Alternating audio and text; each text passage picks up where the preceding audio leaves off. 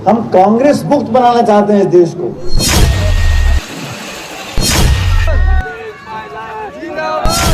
आप लाठी गोली चलाओ, आप बम बरसाओ, आप सड़कों पे कील ठोक दो, आप लोगों पे केस कर दो, कांग्रेस सरकार बन गई तो राम मंदिर पे बुलडोजर चला देंगे। भारी बहुमत से शैलजा जी जीतेंगी, कांग्रेस पार्टी जीतेगी।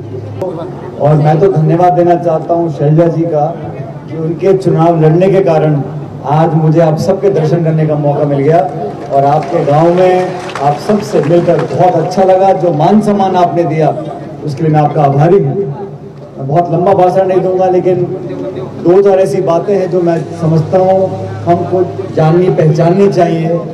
देश में प्रदेश में जो हालात बने हैं साथियों, ये चुनाव भारी बहुमत से शैलजा जी जीतेंगी, कांग्रेस पार्टी जीतेगी। लेकिन ये संदेश पूरे देश में जाना चाहिए कि वो लोग जो किसान के नाम पर राजनीति करते हैं, किसान के नाम पर वोट लेते हैं और उसी किसान को उजाड़ने का काम करते हैं। 10 साल से लगातार दोनों प्रदेश की सरकार, केंद्र की सरकार एक ही काम किया है। और मैं तो कहता हूं अगर किसान को अपने हाल पे छोड़ देते वो भी मंजूर था। किसान तो सदियों से किसानी करता आया है, अपने बच्चों का पेट पालता, पूरे देश का पेट पालता है। किसी की कोई सहानुभूति नहीं चाहिए, अपने दम पर काम कर सकते हैं। लेकिन 10 साल से ऐसी नीतियां बनाई हैं, 3 ऐसे काले कानून बनाए देश के अंदर जिसपे सैकड़ों किसानों को शहादत देनी पड़ी 1.5 साल तक दिल्ली में बैठ के, तब जाके वो काले कानून वापस किए। और कानून भी क्या थे? देश में जो अनाज मंडियां हैं, अनाज का व्यापार होता है, जो फसल पैदा होती है, उसमें सारे देश का लाखों करोड़ का जो अनाज का व्यापार होता है वो चंद लोगों के हाथ में देके सरकार की मंडियों को बंद करना चाहते थे। आप कल्पना करो, अगर 2, 4, 10 लोग पूरे देश में सारी कनक, सारा कपास, सारा गेहूं, चावल सबका खरीदना और बेचना चंद लोगों के हाथ में चला जाएगा तो देश के क्या हालात होते। और किसने कहा था इनको? मुझे याद दिलाओ, 2014 में जब सरकार बनाने वाले थे बीजेपी वाले, कभी इन्होंने कहा था कि सरकार बनाने के बाद हमें 3 काले कानून लेकर आएंगे? कभी सरकार ने कहा था कि महंगाई इतनी हो जाएगी, गैस और सिलेंडर और डीजल 100 रुपए लीटर बिकेगा? किसानों के साथ शोषण करना कहीं ना कहीं दबाव था चंद लोगों को खुश करने के लिए। जिन लोगों को आपने पूरे देश के हवाई अड्डे, रेलवे लाइन, खान के गोदाम, बिजली घर सब दे दिए, उन लोगों को आप अनाज मंडी देना चाहते थे। ऐसे लोग जो किसान की सुनते नहीं। अरे मैं तो कहता हूं किसान की बात करने वाला इस पूरी सरकार में दिल्ली में कोई बैठा नहीं है, किसी को परवाह नहीं है। मुझे तो याद नहीं कोई ऐसा कोई किसान नेता इस केंद्र सरकार का या प्रदेश सरकार का हो जो बोल सके कि मैं बीज की, खाद की और बिजली की कीमत कम कराऊंगा, मैं महंगाई कम कराऊंगा। कांग्रेस पार्टी ने, मैं आपको खुशी से बताना चाहता हूं, मुझे फक्र मेरी पार्टी के ऊपर, हमने पहली पार्टी है जिसने वादा देश के साथ किया। हमारी सरकार बनेगी तो एमएसपी पे हम कानून बनाएंगे, समर्थन मूल्य का कानून बनेगा। और वो लोग जो किसान की फसल औने पौने दाम में लेते हैं, जमाखोरी करते हैं, कालाबाजारी करते हैं, उन लोगों की दुकान बंद कर एक कानून बनेगा। अभी तो समर्थन मूल्य की घोषणा हो जाती है और फिर लोगों को मोहताज होना पड़ता है कि भाई हमारा दाम दे दे, तो जो सरकार का दाम है। जब कानून बन जाएगा उस दाम से नीचे कोई खरीद नहीं पाएगा। ये ऐसा कानून सरकार बनी कि हमारे दम लेकर आएंगे। हम लोगों ने कहा कि जीएसटी लगाई आपने। अब जीएसटी खेती का जो भी उपकरण है, ट्रैक्टर है, हल है, सब चीजों के ऊपर जीएसटी लगा दिया। हमने कहा हमारी सरकार बनेगी, कृषि में काम आने वाले सारे उपकरण उस पे से जीएसटी हटा देंगे ताकि किसान को राहत मिले। 30 लाख पद हैं भारत सरकार के जो खाली पड़े, 30 लाख पद। हमारी सरकार बनेगी तो तुरंत प्रभाव से उन पदों को भरेंगे और 50% वो पद महिलाओं के लिए हम लोग रखना चाहते हैं। अब देश में 10 साल से सरकार है। इन 10 सालों में बीजेपी ने सब कुछ किया, खूब भाषण दिए। आप लोग भी टीवी देखते होंगे, कोई चैनल दबा लो वही फोटो दिखेगा आपको, अखबार में, टेलीविजन में, सिनेमा में, होर्डिंग में, झंडे में, बैनर में, पोस्टर में, पूरी ताकत लगा रखी है, इतना पैसा संसाधन लगा रखा है। लेकिन मुझे दुख इस बात का है कि लोकतंत्र के अंदर एक जिम्मेदारी पक्ष की होती है और उतनी महत्वपूर्ण जिम्मेदारी विपक्ष की भी होती है। भाई सवाल पूछने वाला तो कोई चाहिए। अब तराजू है, अगर वो आपस बराबर तुलता नहीं तो तराजू किसी काम का नहीं। तो विपक्ष और पक्ष दोनों जरूरी। बीजेपी ने कहा हम कांग्रेस मुक्त बनाना चाहते हैं इस देश को, विपक्ष मुक्त बनाना चाहते हैं। ये कैसी राजनीति है? आप चुनाव लड़ो, हार जीत होती रहती है, लेकिन सवाल पूछने का अधिकार तो हम लोगों को है। संसद के अंदर, संसद के बाद जवाबदेही तय करने का तो है। आप जवाबदेही तय नहीं करोगे, आप जवाब नहीं दोगे, सवाल पूछने का अधिकार खत्म कर दोगे, विपक्ष को खत्म करना चाहते हो, ईडी सीबीआई डालकर तमाम कांग्रेस नेताओं को दबाव में लेना चाहते हो, पार्टियों को तोड़ना चाहते हो, न्यायपालिका को, निर्वाचन आयोग को कमजोर करना चाहते हो। आप चाहते क्या हो? 400 पार 400 पार तो राजीव गांधी के पास सांसद थे 1984 में। कभी आपने सुना राजीव गांधी जी को बोलते हुए कि मैं बीजेपी को खत्म कर दूंगा, मैं विपक्ष को खत्म कर दूंगा? अरे भाई, वैचारिक मतभेद हो सकते हैं, कोई व्यक्तिगत दुश्मनी थोड़ी ना किसी के साथ। मेरे आपके विचार नहीं मिलते, आपका अलग दल मेरा अलग दल, देखो कुश्ती थोड़ा ना लड़नी, अखाड़ा थोड़ी ना किसी का।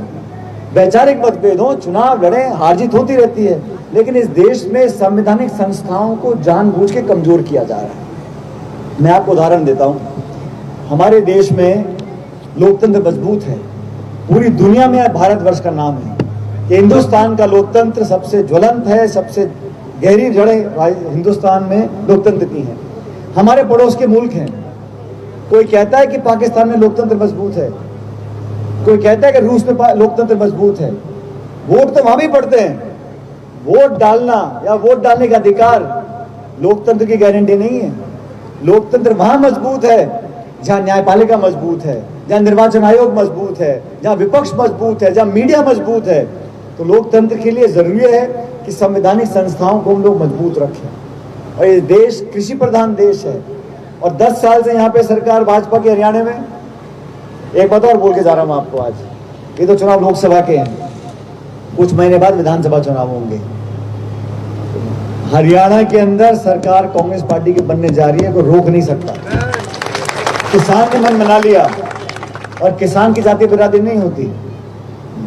जो अनाज पैदा करता है वो किसान है। और हरियाणा की सरकार सत्ता में रहते हुए किसान आंदोलन करें, हड़ताल करें, अपनी मांग को रखें। आप लाठी गोली चलाओ, आप बम बरसाओ, आप सड़कों पे कील ठोक दो, आप लोगों पे केस कर दो, ये कहाँ का रवैया है? संवाद हो, बातों को सुनो, ज्ञापन ले लो। संविधान में लिखा है हमारा अधिकार है विरोध करने का, धरने देने का, प्रदर्शन करने का।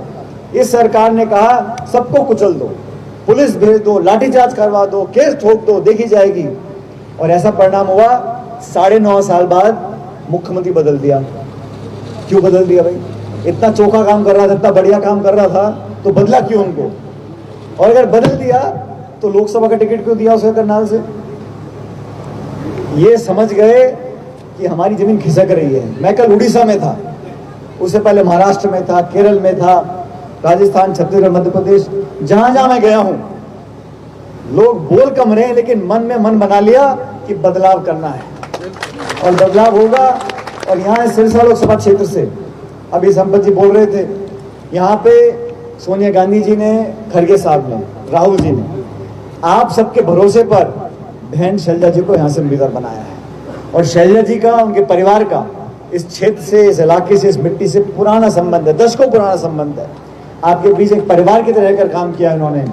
और मैं चाहता हूं हम सारी बातें भूलकर, आज समय देश की सरकार का है।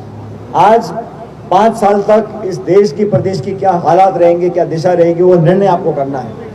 इसलिए किसानों के लिए, नौजवानों के लिए, महिलाओं के लिए, संवैधानिक संस्थाओं को मजबूत रखने के लिए, इस देश में जमहूरियत और लोकतंत्र मजबूत रहे, इस बात का चुनाव है। हमने कहा भाई इस देश में बहुत गरीब परिवार है।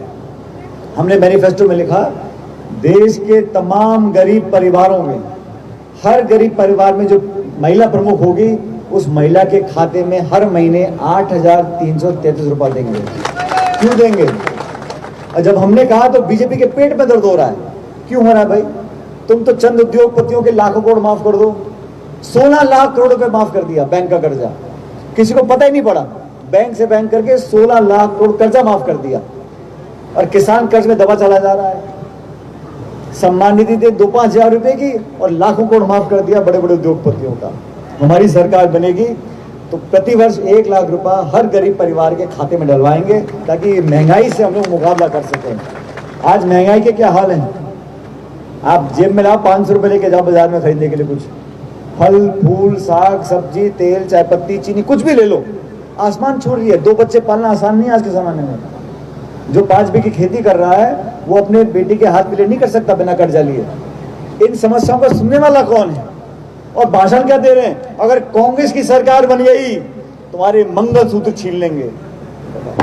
ए भले आदमी, ये कहां की बातें कर रहे हो। कह रहे तुम्हारे घर में 2 भैंस बन रही है, 1 भैंस खींच लेंगे।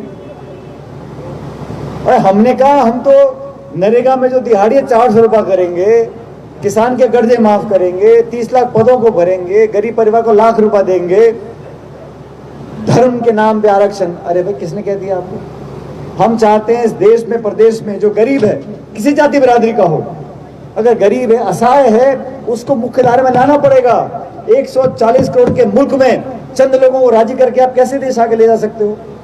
इस देश को ले जाने के लिए किसान को मजबूत करना पड़ेगा, किसान के बच्चों को मजबूत करना पड़ेगा, उनको नौकरी देनी पड़ेगी, उनके लिए कॉलेज खोलने पड़ेंगे, स्कूल खोलने पड़ेंगे। अब बात करो तो मंदिर और मस्जिद, मुसलमान और हिंदू, हिंदुस्तान और पाकिस्तान, यहाँ के सुई अटक जाती है, इसके आगे कोई भाषण नहीं है। अच्छा आप बताओ, आपने बीजेपी के बहुत नेता देखे होंगे, कौन सा नेता की आश्वासन देकर गए आपको कि हम महंगाई कम कर देंगे। बीजेपी ने कहा था ना कि किसान की आमदनी दुगनी करेंगे। आप में से कितनों की दुगनी होगी आमदनी, मुझे बता दो। खत्म हो गई आमदनी। इन्हें कोई मतलब नहीं कितने का खल है, कितने का तेल है, कितने की सरसों बिक रही है, कितनी कनक बिक रही है। इन्हें तो सिर्फ धर्म की बात करो, मुसलमान हिंदू की बात करो।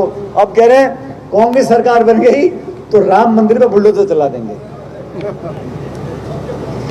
अरे भाई राम मंदिर किसी सरकार ने बनाया है क्या, किसी पार्टी ने बनाया है क्या। सुप्रीम कोर्ट का आदेश आया, हम सबने सहर्ष उसकी खुशी बनाई कि हाँ भव्य राम मंदिर बनना चाहिए। आप लोगों को डराना चाहते हो। अरे मेरा धर्म क्या है, मैं किसकी पूजा करता हूँ, किसकी आरती उतारता हूँ, क्या कपड़े पहनता हूँ, किसमें कब व्रत रखता हूँ, कब भजन गाता हूँ, मेरी मर्जी। लेकिन मैं उसके नाम पर वोट मांगू, ऐसा नहीं चलेगा। देश चलता है संविधान से, संविधान में सब बराबर हैं, हिंदू मुस्लिम सिख ईसाई सब बराबर हैं, गरीब हो अमीर हो सबको बराबर का अधिकार दिया है। और सरकार चलती है कानून से, परंपराओं से, संविधान से, किसी के पसंद नापसंद से नहीं चलती है। इसलिए साथियों बदलाव हो रहा है देश में और आप लोगों को इस बदलाव का हिस्सा बनना है। हम सब आज शैलजा जी के लिए आपसे वोट मांगने आए हैं और हमारी बड़ी बहन है, मैं लंबे अरसे से उनको जानता हूँ, उनके परिवार ने बहुत सेवाएं प्रदेश और देश की हैं, पार्टी की आप लोगों की हैं।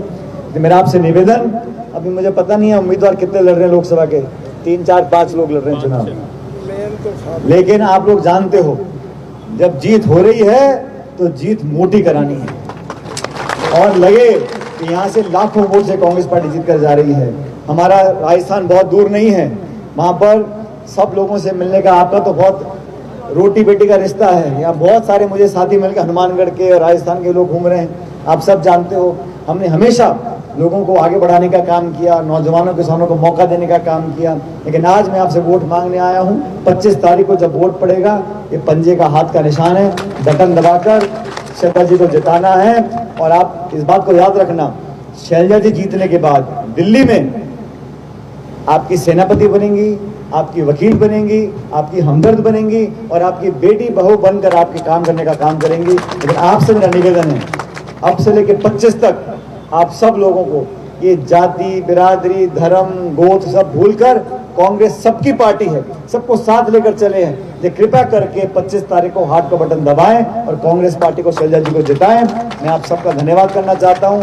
आप सब ने बहुत मान सम्मान किया और 12 14 15 पगड़ी आपने बना दी। और मैं सब ये गांव दिल्लो गांव है ना, ये गांव मुझे याद रहेगा। यहाँ 15 पगड़ी आप लोगों ने बनाई है, आपका बहुत बहुत मैं धन्यवाद करता हूँ। भगवान से प्रार्थना आप लोग खुश रहो। बहुत बहुत जय हिंद, राम राम साहब। सचिन पायलट कांग्रेस पार्टी। मैं यहाँ पहुँचने पे सचिन जी पायलट का बहुत बहुत धन्यवाद करना चाहूंगा और इनको आश्वासन दिलाता हूँ सबसे अधिक वोटों से जीतेगी। आपका बहुत बहुत धन्यवाद।